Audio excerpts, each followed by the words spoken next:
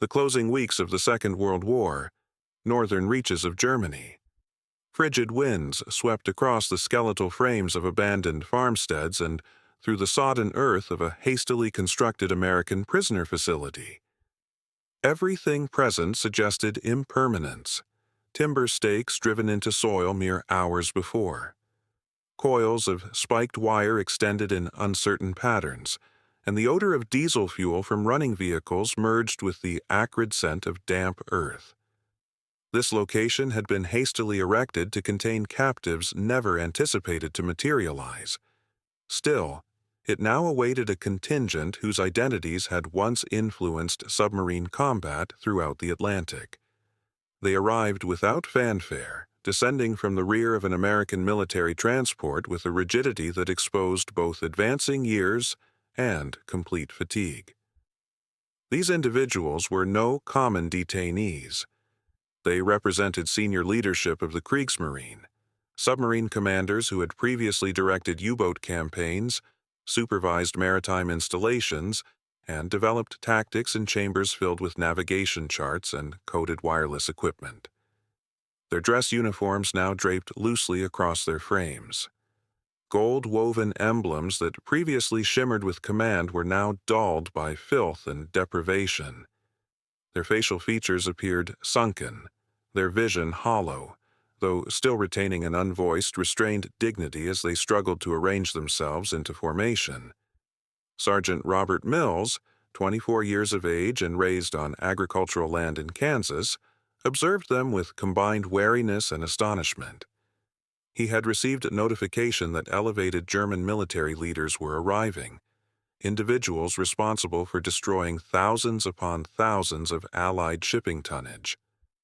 However, he had not anticipated this.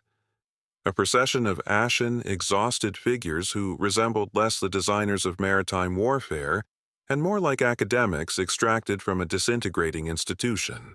One among them, an aging officer maintaining rigid bearing despite quivering hands, advanced forward while the others remained positioned behind him. When he vocalized his request, his tone was hushed yet measured. "Können wir haben?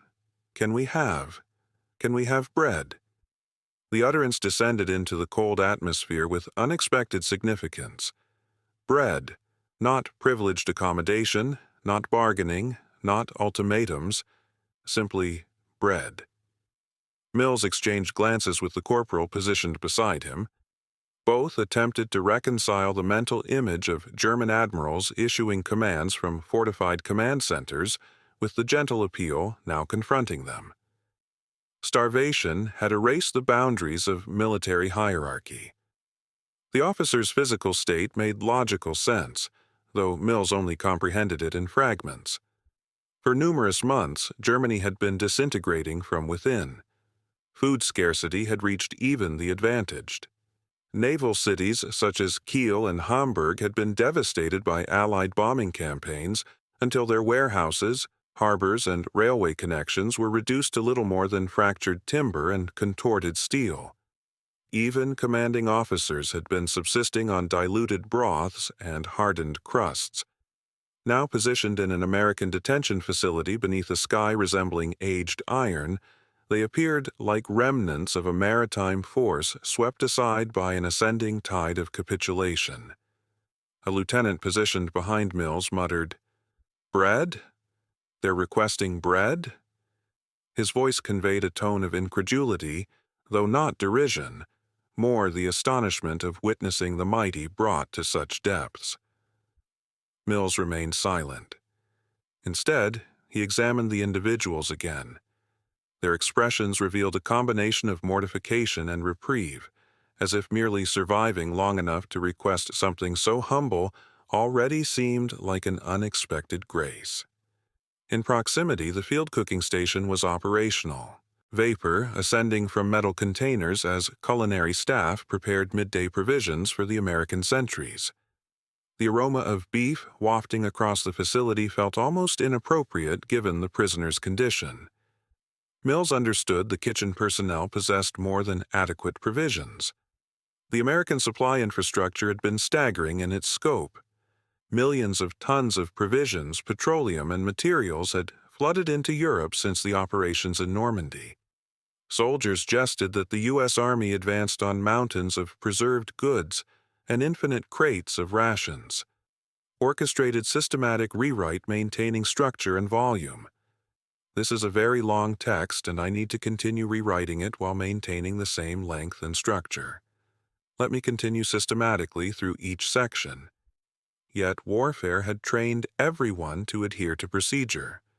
Prisoners received fundamental meals, nothing additional. And these individuals were the adversary, the very ones who had previously attempted to starve Britain through relentless submarine operations. Mills experienced that paradox twisting within him. These officers had helped coordinate a campaign constructed on deprivation. Yet here they positioned themselves requesting sustenance, resembling refugees escaping a catastrophe. The aging officer's eyes disclosed something else. Apprehension, not of being injured but of being refused even this modest appeal. That impacted Mills more forcefully than he anticipated. Warfare possessed a method of removing identity until all that persisted was the most fundamental human requirement. Mills moved closer. "We'll examine what can be arranged," he stated quietly, though regulations would have preferred something more distant. The officer nonetheless acknowledged this like an individual balancing between honor and disintegration. Behind the assembly, another officer murmured to his associate, "If they lack bread, anything heated would assist." His German was subdued, depleted of its customary precision. The associate provided no response. He merely rubbed his palms together as though attempting to recall what warmth resembled. The American cook, a broad-shouldered individual named Hathaway, extended his head from the kitchen enclosure. "What's transpiring?" he called. Mills explained the circumstances in several abbreviated sentences. Hathaway squinted at the prisoners, his expression transforming from curiosity to something unexpectedly tender. "They requested bread," Hathaway repeated. "Just bread." "Affirmative," Mills responded. "Hell, we can accomplish better than bread." The words traveled farther than he intended, and several of the German officers stiffened in bewilderment. They remained uncertain whether this signified generosity or mockery. Mills rotated back toward them, recognizing this moment, this peculiar intersection of compassion and irony, was becoming something larger than the appeal itself. The cooks began moving about, opening containers, inspecting grills, conversing rapidly among themselves. It wasn't defiance of commands so much as a spontaneous demonstration of decency. These prisoners were defeated individuals, no longer threats, and in a conflict filled with severity, providing them something warm to consume felt like a small rebellion against the brutality that had characterized so much of the struggle. The admirals observed, bewildered, as the Americans moved with intention. Some exchanged uncertain glances, unsure whether they were about to be ridiculed, nourished, or simply disregarded. The aging officer who had vocalized first lowered his vision, perhaps embarrassed that his request had attracted so much attention.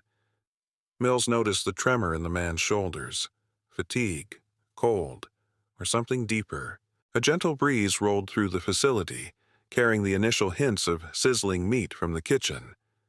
The officers inhaled involuntarily, their nostrils expanding at an aroma many had not experienced in months. For a moment, the conflict receded, not vanished, not pardoned, but held at distance by the fragrance of cooking beef. One of the younger Americans whispered, "They appear as if they don't comprehend what to do." Mills acknowledged. Perhaps they don't.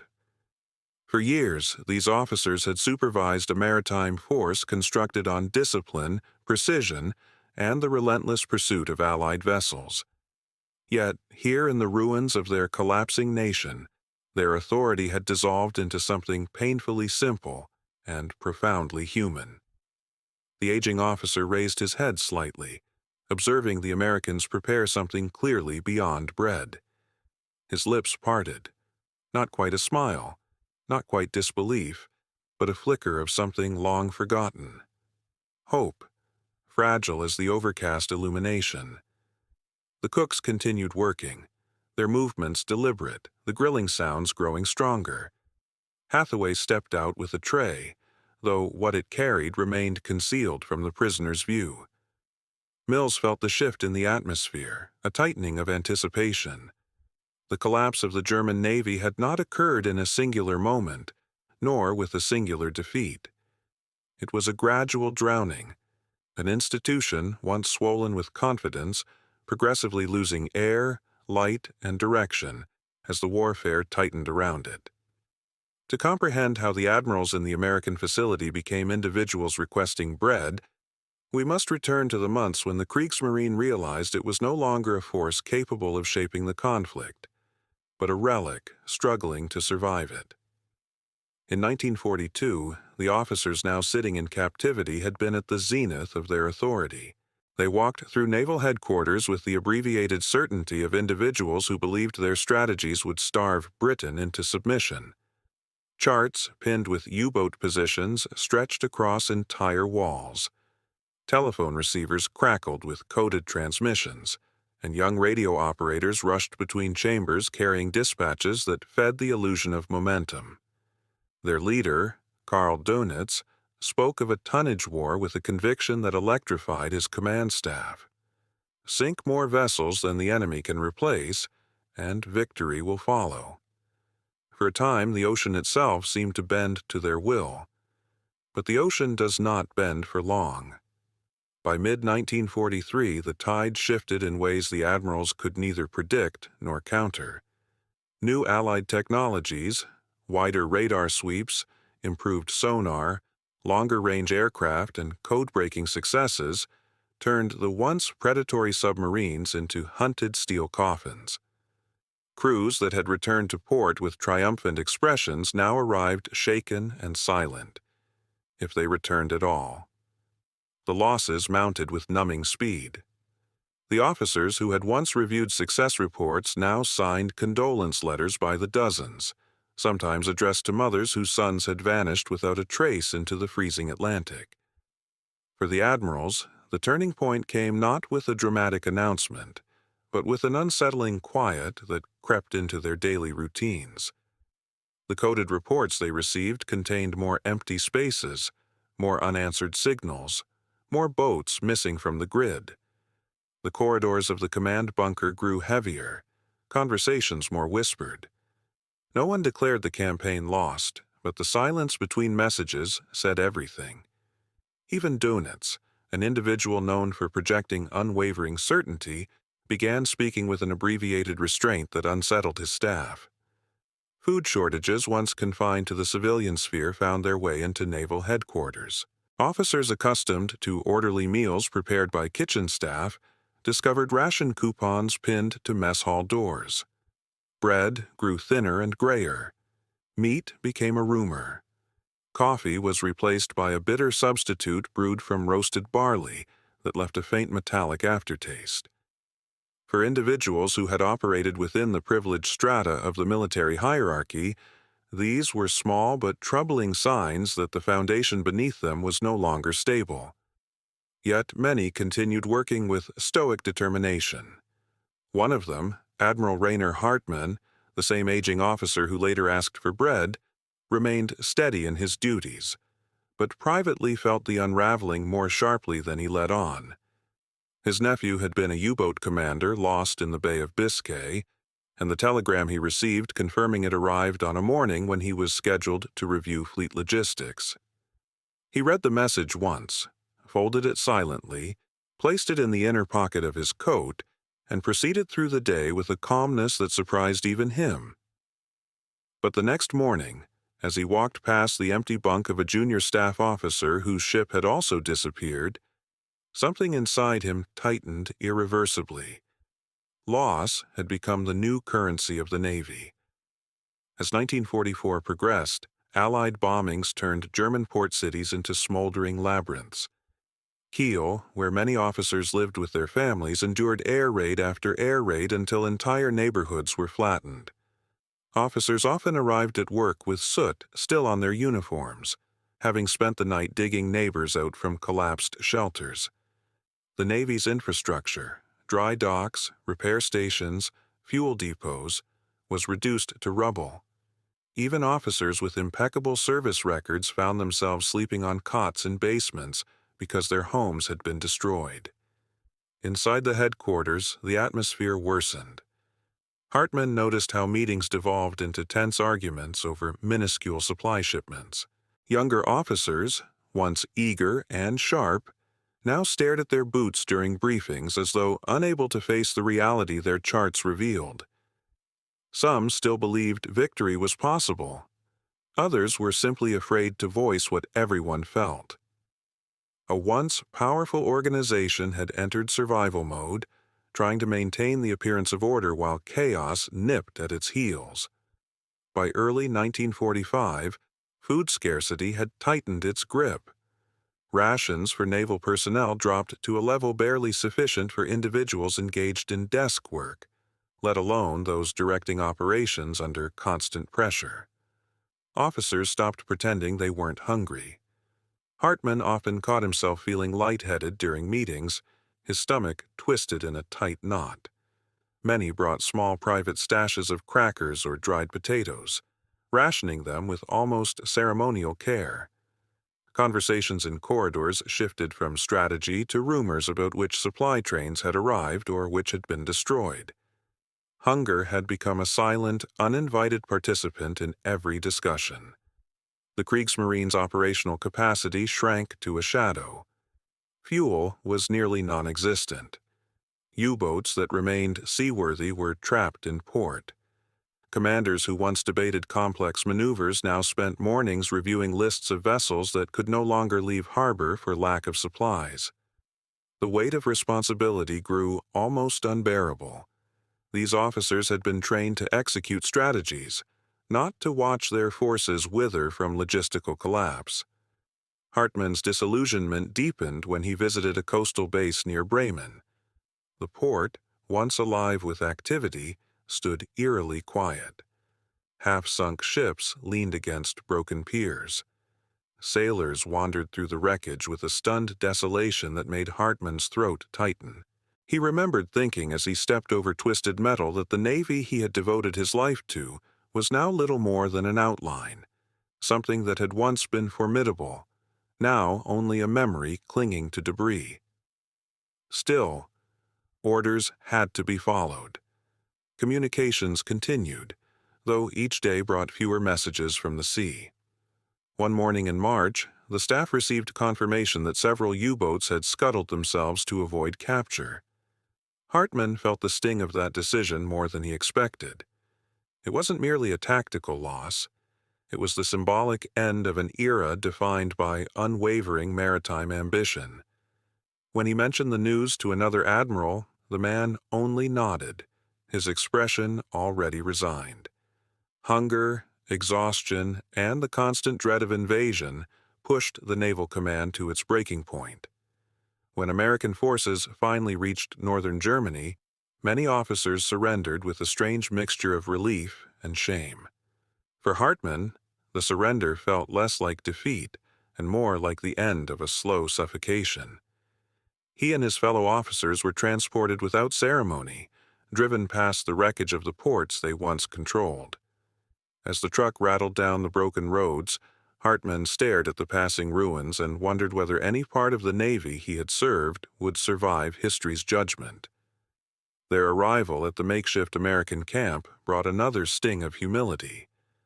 The officers stepped down from the truck, aware that their status meant nothing now. They stood in line, trying to hold on to fragments of dignity, despite their hunger, fatigue, and the knowledge that the world they had known was gone. When Hartman asked for bread, the request was not rooted in desperation alone, but in the recognition that the last illusions of rank had evaporated. He expected little more than a curt dismissal or a basic ration. What he did not expect was the sudden movement among the Americans. The cooks gathering supplies, the guards exchanging glances, the subtle shift in mood that hinted at something entirely unanticipated. As the scent of sizzling meat drifted across the cold camp, Hartman understood that this moment held a meaning he could not yet grasp. The individuals who had once fought to starve his nation were preparing a meal that defied every assumption he carried into captivity. And though he did not know it yet, the shock of that kindness was about to challenge the very narrative he believed about enemies, defeat, and the final days of a collapsing power. The scent rose first, thin at the edges of the camp, then drifting in steady waves as the cooks fanned the grill flames to life. It rolled over the barbed wire and across the muddy ground like a quiet announcement that something unexpected was happening. Admiral Hartman, standing stiffly among the other officers, lifted his head slightly, as though he were afraid to acknowledge the aroma in case it vanished. He recognized the smell instantly: beef searing, fat sizzling, and the realization struck him with almost physical force. He hadn't smelled cooking meat in months. Now the air felt thick with it, warm in a way that made his ribs tighten with longing. He tried to conceal it. Sergeant Mills watched the officer's reactions with a strange mixture of sympathy and unease. He had grown used to seeing German prisoners, but this moment felt different, almost cinematic in its odd tenderness. These were admirals, strategists whose decisions had shaped battles and cost countless lives. Yet here they stood like famished refugees, trying to maintain dignity while their stomachs betrayed them. Mills had seen a lot in the war, but he had never witnessed pride and hunger collide with such quiet force. Cook Hathaway, meanwhile, moved around the field kitchen with purposeful energy, slapping patties onto the grill and throwing thick cuts of steak onto another hot surface. "If they want bread," he said to no one in particular, "we'll give them bread with some real meat between it." His tone was light, but not mocking. It carried the earthy generosity of an individual who believed that food, good food, could speak louder than politics. The grill hissed as the meat released its juices, and Hathaway nodded with satisfaction at the rising smoke. "Bet those fellas haven't had anything like this since '43. Private Joseph Larkin, wiping his hands on a grease-stained towel, glanced at the line of officers. "Should we even be doing this?" he asked quietly. "I mean, these guys weren't exactly the good guys." Mills answered without looking away from the prisoners. "The war is almost over. Feeding them doesn't change the outcome." After a pause, he added, "And they look like they haven't eaten a real meal since the moon was young." Larkin gave a small snort of amusement, but his eyes softened. The absurdity of the scene wasn't lost on him. American soldiers preparing hearty meals for the same naval minds who once plotted how to choke off Allied supply lines.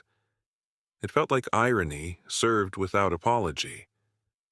Hartman shifted his weight, though not from impatience.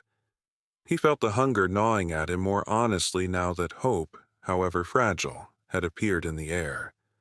He tried to stand tall, reminding himself that he was still an officer, even if the empire he served had already crumbled. Around him, the other officers murmured quietly, some uncertain if they should speak, others too drained to care. One of them, a younger captain with sunken cheeks, whispered, "Do you think they're mocking us?" The question tightened the group's posture, their earlier glimmer of hope clouded by self-protection. Hartman considered the possibility. War trained individuals to expect cruelty before kindness. Yet, something in the American's manner, the unhurried movements, the absence of smirks, suggested sincerity. He watched Hathaway flip a burger with the ease of an individual who took pride in simple things. If this was mockery, it was delivered with an extraordinary amount of effort. A sudden gust of wind carried the warmth of the grill directly toward the prisoners, and several officers inhaled sharply, unable to suppress the instinct. Hunger was a language older than rank, older than the war itself. It tied every individual in that camp, American or German, to the same basic truth. Survival depended on sustenance, not ideology. Finally, Hathaway lifted the first finished burgers from the grill. They were thick, steaming, and imperfectly shaped by hand, not machine. A soldier laid out slices of bread, slightly stale but miles better than anything the Germans had seen recently, and began placing the hot patties between them. A second tray held steak cuts, charred on the outside and glistening inside, their scent filling the entire camp with a richness that seemed almost surreal in the cold air. Mills gave a simple nod. It was time. The Americans approached the prisoner line, not with rifles raised, but with trays balanced carefully in their hands. The shift in atmosphere was immediate. The officers straightened, uncertainty flashing across their faces like a shadow. Hartman's heartbeat quickened. He had expected bread, nothing more. But as the Americans drew closer, the truth became unmistakable. They were bringing a feast.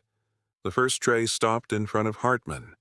Mills held it out, his expression steady but softened by something human, something unspoken. "Here," he said. "Take one." Hartman hesitated, eyes fixed on the steaming hamburger before him. It felt like touching a memory, something from a previous life, back when meals were predictable and plentiful. Slowly, with a dignity that wavered between gratitude and disbelief, he reached out. His fingers brushed the warm bread, and he gently lifted the burger as though it might crumble from the weight of meaning alone. "Danke," he murmured, barely audible. When he took the first bite, his reaction wasn't dramatic. He didn't close his eyes or sigh. Instead, he simply paused mid-chew, as if stung by the sudden presence of flavor, warmth, and nourishment. The meat filled his senses, the salt and fat awakening instincts long dulled by scarcity. Around him, the other officers accepted their portions with similar mixtures of awe and restraint. They were too proud to devour the food, yet too hungry to hide how much they needed it. A few feet away, a junior lieutenant, barely 30, though hunger made him look older, trembled visibly as he held his steak sandwich. After his first bite, tears gathered in his eyes, which he quickly wiped away, embarrassed. Larkin saw it, looked down at his boots, and pretended not to notice. For a brief moment, the camp felt unchanged by the war surrounding it. The crackling of the grill replaced the distant artillery. The warmth of the food softened the chill gripping the prisoners.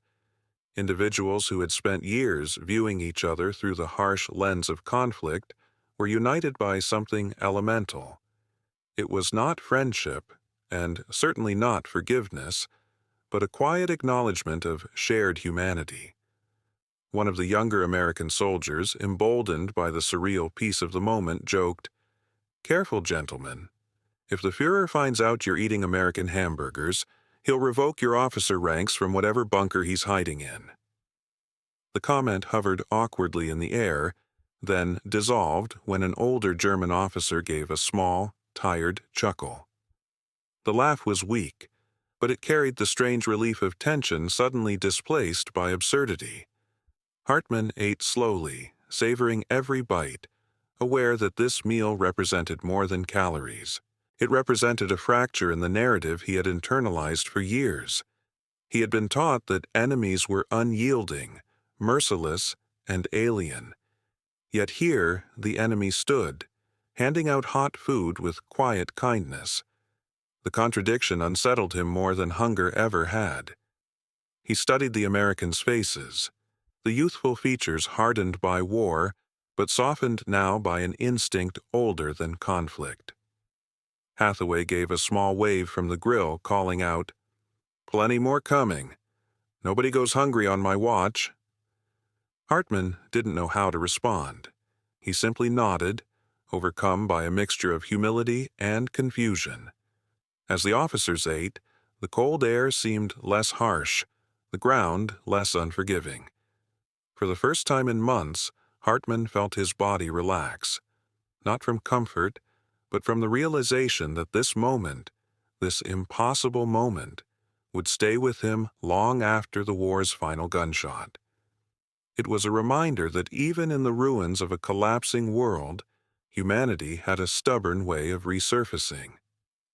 Yet, as he lifted the last bite to his mouth, a distant sound cut through the stillness, a sharp engine roar, growing louder by the second. Mills turned his head, narrowing his eyes toward the horizon, where a dust plume rose along the road. Another convoy was approaching the camp, faster than usual, signaling urgency rather than routine. Hartman froze, burger halfway to his lips, sensing that whatever arrived next would shatter the fragile peace hanging in the air. Hunger had brought them to this moment. Kindness had steadied it. And now something else was coming to claim it. The convoy approached in a cloud of dust that rolled across the camp like a warning carried on the wind. Hartman lowered the final bite of his hamburger and watched the trucks skid to a stop near the command tent. The American soldiers stiffened instinctively, hands drifting toward rifles, though none raised them. The strange peace that had briefly settled over the camp, the warmth of food, the soft murmur of individuals rediscovering strength, tightened into something tense and brittle. The German officers sensed it too. Their shoulders, recently eased by the simple comfort of a meal, tensed like bowed branches bracing against a storm. Hartman felt the shift in his stomach, not from hunger this time, but from an old instinct. Change, once again, was barreling toward them. An American captain stepped out of the lead truck, boots hitting the ground with an urgency that cut through the air. He carried a folder thick with papers, its corners bent from hurried handling. Mills watched him approach with a seriousness that replaced every trace of the easy generosity he had shown minutes earlier. The captain whispered something into the ear of Lieutenant Harris, the camp's ranking officer, who frowned sharply. The exchange was brief, but the ripple of tension that followed was unmistakable. Even the grill, still smoking with the remains of burgers and steak, seemed to crackle more quietly, as though it too sensed the mood shifting. Hartman studied the Americans with an old strategist's eye. Their movements had lost their earlier casual rhythm. Something had happened, something beyond the boundaries of the camp. He felt himself standing straighter, the old habit of readiness tightening his back. Around him, the other German officers waited in weary silence, each individual aware that news delivered with such urgency rarely brought comfort. Hartman wondered whether the moment of humanity they had experienced was about to be swallowed by the reality of a war that never stopped demanding its due. Lieutenant Harris finally turned toward the prisoners. His expression was controlled, but not cold. "Gentlemen," he called out, his voice carrying across the camp, "we have received word of significant developments. You'll be briefed shortly." He didn't elaborate. Instead, he motioned for the guards to maintain order and stepped away to finish reviewing the documents. The officers exchanged glances, the silent kind that conveyed both speculation and dread. Some wondered if they were to be moved again. Others feared harsher conditions.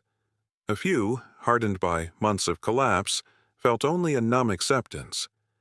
Hartman, however, sensed something deeper in the captain's tone, a weight that did not come from logistics, but from history shifting beneath their feet. Minutes passed with the heavy slowness of anticipation. The wind cooled, carrying with it the lingering scent of cooked beef, a final reminder of the impossible kindness they had just received. Hartman found himself holding on to that smell, as though it anchored him to a reality he could trust. He thought of his nephew, of the sailors lost under his command, of the cities reduced to ruins. He thought of how hunger had stripped him of rank more effectively than any Allied victory, and he thought of the hamburger, simple, warm, strangely comforting, given to him not by his own individuals, but by the very enemy he had spent years trying to defeat. At last Harris returned, the folder tucked under his arm. His voice was steady but carried an unmistakable gravity. "This morning," he began, "radio intercepts confirmed that Adolf Hitler is dead." The camp fell still, the news settling like a cold shadow. Even the Americans did not celebrate. They simply absorbed the information with the grim understanding that the end of a dictator did not erase the cost of ending his war. For the German officers, the announcement struck with uneven force. Some stiffened in disbelief. Others lowered their eyes, not in mourning, but in acknowledgement of a chapter violently closing. Hartmann remained motionless, though his breath caught in his chest. Hitler's death was no surprise. Rumors had swirled for weeks, but hearing it spoken aloud, delivered as fact, shifted something inside him. It felt as though a weight he had carried for years had slipped, revealing an emptiness he was unsure how to fill. Harris continued, "With Hitler gone, Admiral Donitz has assumed leadership. Germany is expected to issue new directives within days, possibly hours." He paused, letting the implications settle. The officers knew Donitz well. He had commanded them, inspired them, scolded them, demanded the impossible from them, and now he was tasked with leading a dying nation as its last figure of authority. Hartmann felt a conflicted pang of respect and sorrow. He knew what burdens awaited Donitz, and he also knew that the weight of the Kriegsmarine's failures would press hardest on him. The Americans did not move closer, nor did they retreat. They simply watched the officers absorb the news, understanding that no matter the uniform, no matter the flag, individuals process the end of their world in personal, private ways. A few German officers broke into quiet murmurs. One cursed under his breath, another whispered a prayer. Hartmann remained silent, feeling as though the ground beneath him had shifted. What struck him most was the strange calm that followed. Not relief, not despair, just a quiet, almost fragile clarity. He realized that the meal he had been given, so warm, so deeply unfamiliar at this stage of the war, might be the last act of humanity he encountered before Germany's final unraveling. The Americans had fed him not as a defeated officer, but as an individual, and that distinction, subtle yet profound, began to sink into him with increasing weight. Mills approached the officer slowly, his earlier confidence replaced by a softened uncertainty. He seemed as though he wanted to speak and hesitated, as if unsure whether words had any rightful place in a moment like this. Finally, he said, "You should know. Whatever happens next, you'll be treated fairly. That won't change." It was not a promise born from orders, but from the quiet conviction of an individual who understood that compassion was sometimes the only antidote to war. Hartmann nodded, unable to form a reply. He felt gratitude, grief, and disbelief twisting together in a way that tightened his throat. War had taken so much from him: family, pride, certainty. Yet here, in the aftermath of a simple meal and the announcement of a dictator's demise, he felt something he had not allowed himself to feel in years, the faint beginning of understanding. He had spent his life believing nations defined individuals. Now he wondered if the reverse had always been true. As the sun dipped lower, casting long shadows across the camp, the atmosphere shifted once more, not with fear, but with inevitability. The war was ending, the world was changing, and every individual present, American or German, felt the tremor of that truth. Hartmann looked down at his empty hands, still faintly warm from the meal. He imagined the thousands lost at sea, the countless decisions that had led him here, the strange irony of being shown mercy by those he once tried to defeat. The thought lodged in his chest with quiet force. Nations could crumble, leaders could fall, Wars could devour generations, but a single act of humanity could outlast them all. He lifted his gaze toward the horizon where the last traces of sunlight flickered against the incoming night. Somewhere beyond those fields, beyond the ruins and the front lines, history was rewriting itself, and he realized with a shock, both sobering and strangely peaceful, that he was no longer a navigator of that world, only a witness to the moment it changed.